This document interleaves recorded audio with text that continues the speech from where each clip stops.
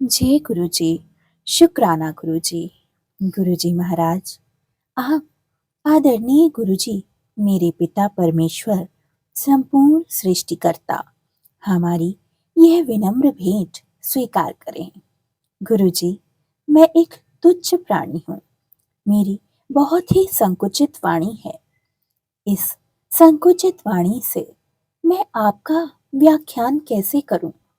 मेरी वाणी को ऐसा रस दीजिए, वो अमृत दीजिए कि मैं आपकी सर्वत्र महानता और कृपा जो आपने हम सबके परिवारों पर की है, वह बखान कर सकूं। गुरुजी, मुझसे जो भी भूल हो जाए, कृपया मुझे क्षमा कर दीजिएगा।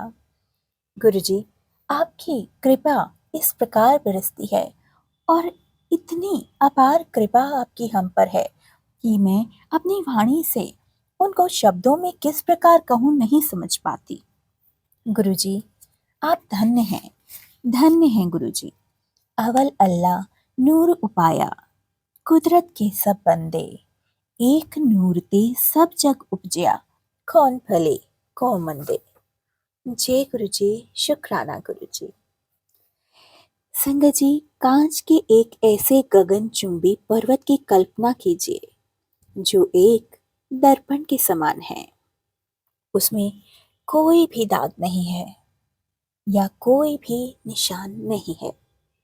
वह एकदम साफ और एकदम स्वच्छ है। उसमें अद्वितीय प्रकाश का ओज है। अब इसके सामने आपको खड़ा कर दिया जाए तो आप अपनी सांस को रोककर उस दर्पण की ओर देख रहे होंगे। यह है आपके गुरु जी से आपके प्रथम दर्शन, जो गुरु जी की कृपा से हमें प्राप्त हुए। गुरु जी से आपकी भेंट तभी संभव है जब वह चाहेंगे, और उन कुछ क्षणों में ही वह आपके अस्तित्व को पूर्ण रूप से भेद देंगे। आपके मिथ्या से भरे हुए अभिमान पूर्ण रूप से छिन्न भिन्न हो जाएंगे। वह आपके भीतर आपकी आत्मा का अवलोकन कर देंगे। यह सब होने के उपरांत जब आप अपने स्वयं को उनके एकाकार में कल्पित करेंगे, तब आपको अपनी वास्तविकता का पूर्ण आभास होगा और आप उनके भक्त बन जाएंगे। यह कभी मत सोचिए कि वह आपकी उनसे भेंट नहीं होगी। भले ही उनका स्थूल शरीर समाप्त हो चुका है, किंतु यह अकल्पनीय है कि वह लुप्त हो चुके हैं और उनका अस्तित्व मिट चुका है। नहीं, अभी तो उनके दर्शन अनेक बार होंगे। कई बार उनसे पुनर्मिलन होगा। वह हमें इस पुनर्मिलन के अनेक अवसर प्राप्त होंगे। गुरुजी अपने प्रिय शिष्यों को कहे गए वचन सदा निभाते रहेंगे। अपने प्रेम के वह वचन जिनके साथ गुरुजी और उनके भक्त प्रलय तक एक साथ बंधे हुए रहेंगे। परंतु इसका पूरा लाभ अर्जित करके वह करने के लिए हमें अपने स्वयं को समझना आवश्यक है। गुरु शब्द के दो अक्षर हैं, गु यानी अंधकार का पर्याय और रू यानी प्रकाश का। अतः अंधकार से ज्ञान रूपी प्रकाश की ओर ले जाने वाला गुरु कहलाएगा।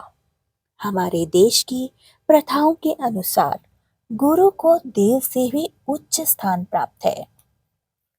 आध्यात्म की चरम सीमा पर प्राप्त होने वाले सच्चिदानंद गुरु को कृपा के बिना पाना असंभव है संगत जी। गुरु के बिना आत्मा उस भरम या परम में लीन होकर परमात्मा का अंश कभी नहीं बन सकती। गुरु तो ऐसा पथ प्रदर्शक है जिसके बिना नए और अनुभवी दोनों प्रकार के पर्वतारोही अपने शिखर तक पहुंचने की कल्पना भी नहीं कर सकते। गुरु ना तो वह मार्ग है, ना ही वह बाधा है जिसे पार करना शिष्य के लिए अति आवश्यक है। वह तो स्वयं वह गंतव्य है, पर्वत के वह शिखर है जहाँ तक पहुँचने की आकांक्षा प्रत्येक प्राणी करता है।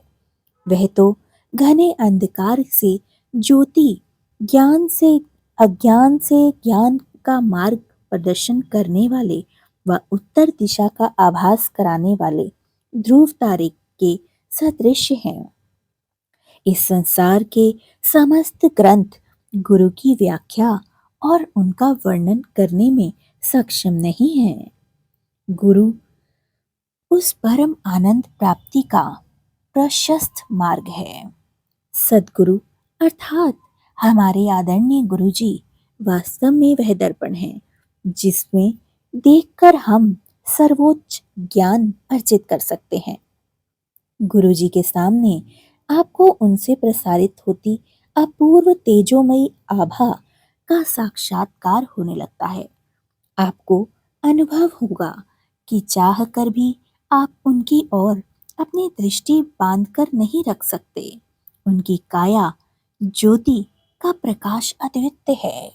वो तेजोवान शरीर और आप उनके सामने बेहद ही क्षीण पड़ जाएंगे। इसके विपरीत गुरुजी मात्र एक क्षण में आपके भीतर छिपी हुई पवित्रता के दर्शन कर लेंगे।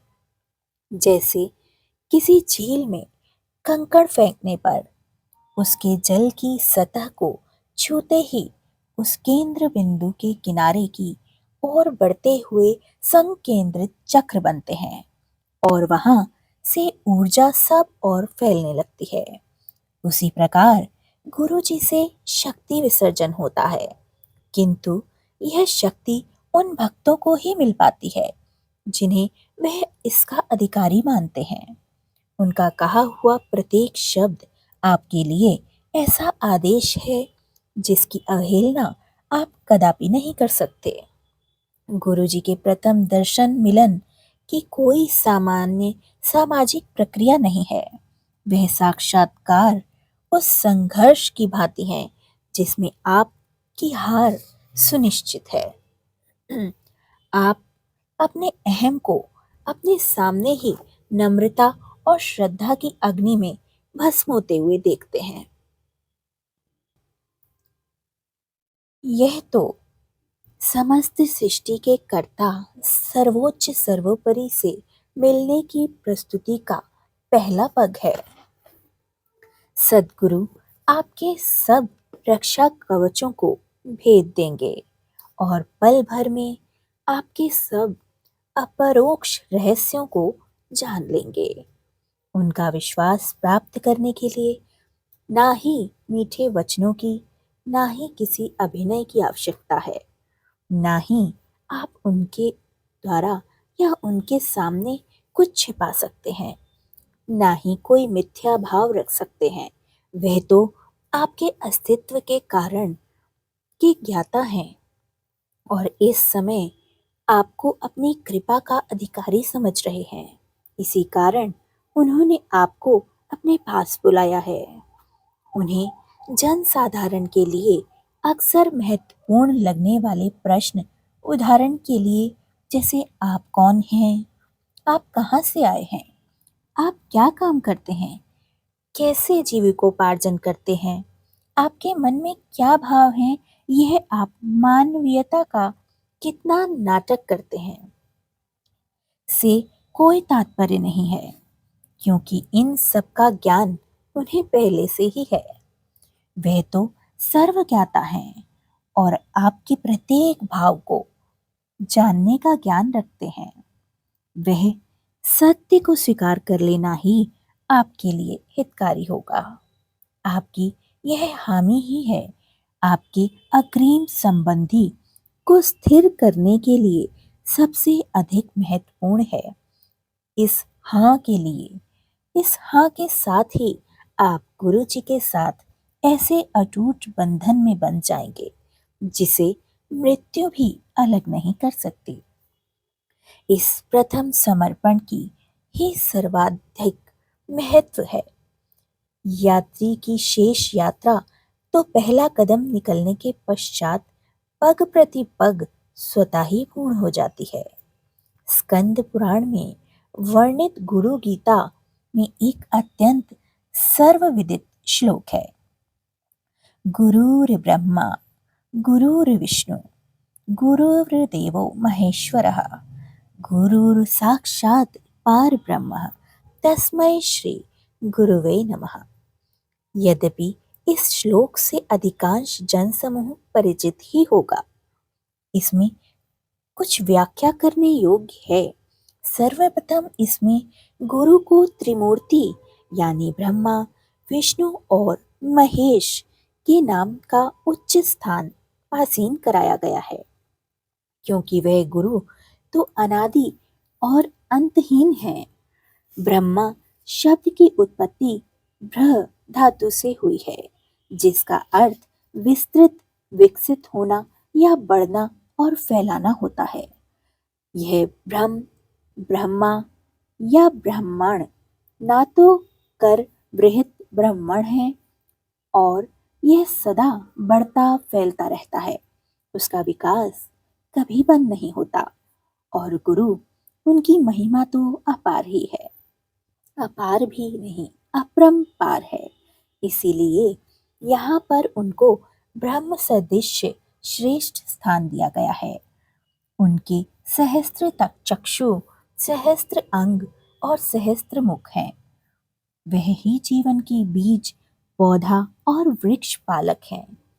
उनमें असीम ज्ञान है, किंतु उनका ज्ञान किसी को नहीं है। ज्ञानी भी उनके स्वभाव से अनभिज्ञ हैं। गुरुजी तो भक्त को दर्पण के समक्ष प्रतिबिंब बनकर दर्शन देकर उसको ज्ञान की प्राप्ति करा देते हैं। वह दृश्य ही दर्शन है। शेष तो वहां तक पहुंचने के निमित्त मात्र बन जाते हैं। उनके कोमल चरणों का स्पर्श करके क्षण में ही गुरुजी अपने वास्तविक रूप का दर्शन करा देते हैं। शिष्य को गुरु की ओर ले जाने वाली कड़ियां बेहद ही अनोखी होती हैं।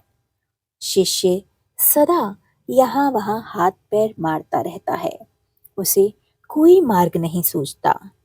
वह स्वयं को आगे बढ़ने में असमर्थ समझता है, किंतु गुरु भौतिक रूप में उसके समक्ष न होकर भी उसका मार्गदर्शन करते हैं। गुरु इस प्रकार उसके पथ प्रदर्शक और गंतव्य दोनों ही हैं। यह कठिन पर्वतारोहण के समान है और गुरु पर विश्वास बनाए रखना, विश्वास बनाकर ही हम उस शिखर तक पहुंचने का सामर्थ्य प्राप्त कर सकते हैं। इस संबंध में सबसे अधिक आवश्यक विश्वास और श्रद्धा ही है। यदि आप गुरु पर शंका करेंगे तो आप अपने पैर पर स्वयं ही कुल्हाड़ी मार लेंगे। आपकी यात्रा तो प्रारंभ होने से पहले ही समाप्त हो जाएगी। भले ही शिष्य को अपने गुरु के लिए अपने मन में स्थिर विश्वास स्थापित करने में कठिनाई हो रही हो, गुरु इस कार्य में भी उस शिष्य की सहायता करते हैं। गुरु को केंद्र बिंदु मानकर अनुयायी के लिए आवश्यक है कि वह अपनी समस्त शंकाएं व चिंताएं मन से निकाल दे। गौतम बुद्ध ने भी कहा था, जिस प्रकार स्वर्ण को परखने के लिए उसे अग्नि में जलाया, काटा और रगड़ा जाता है, उसी प्रकार मुझे स्वीकार करने से पहले मुझे अच्छी तरह से परख लो। मेरे लिए अपने मन में केवल आदर भाव रखकर मुझे स्वीकार करने की भूल न करो। प्रारंभ में गुरु स्वामी रामकृष्ण परमहंस के लिए भी, युवा नरेंद्र स्वामी विवेकानंद के मन में भी ऐसा संशय भाव आता था। उनके गुरु ने एक बार उन्हें बताया था कि धन के लिए उनके मन में कभी कोई भाव उत्पन्न ही नहीं होता, अपितु वेदना होती है। एक रात उस युवा ने उनके सिरहाने के नीचे एक सिक्का छिपा दिया। उस पूरी रात उनके गुरु को नींद नहीं आई। विवेकानंद की इस छोटी सी परीक्षा में उनके गुरु की सत्यता सिद्ध हो गई। संशय की समाप्ति पर शिष्य अपने गुरु के पास आदर भाव से जा सकता है। अपने आध्यात्मिक प्रशिक्षण के साथ उसके संबंध और प्रांगण हो जाते हैं। वह न केवल जीवन भर मरणोपरांत भी गुरु के साथ निर्वाह करता है। ऐसा विश्वास और श्रद्धा की नींव पर ही भवन बन सकता है। अनुयायी को यह समझना चाहिए कि वह गुरु का ही आत्मिक प्रतिबिंब है। यह भी ध्यान रखने योग्य है कि गुरु अवसर आने पर अपने भक्त को अवश्य परखते हैं। एक किंवदंती सिंह परिवार का एक शावक अपने परिवार से अलग हो गया और भेड़ों के साथ रहने लगा। धीरे धीरे उसका स्वभाव भी भेड़ों की भांति होता चला गया। वह दहाड़ना सीख गया।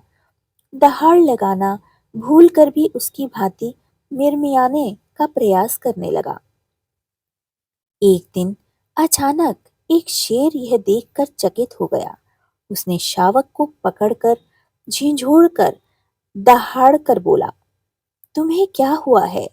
तुम भेड़ों की तरह व्यवहार क्यों कर रहे हो?